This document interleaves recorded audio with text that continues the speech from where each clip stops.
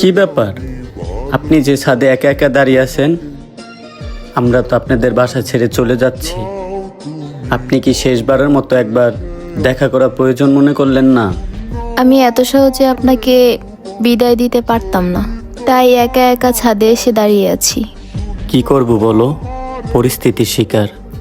ফ্যামিলির সবাই দেশে চলে যাচ্ছে, আমি একা কিভাবে থাকি? আপনারা কি একেবারেই দেশে চলে যাচ্ছেন? আমাদের কি আর দেখা হবে না?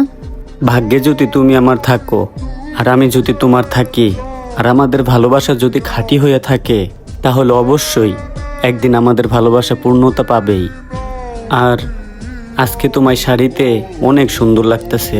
আসলে আমি তো জানি আপনি শাড়ি অনেক পছন্দ করেন, আর আমি বরাবরই আপনার পছন্দকে প্রাধান্য দেই, তাই আমি আপনার জন্য আজকে শাড়ি পরলাম।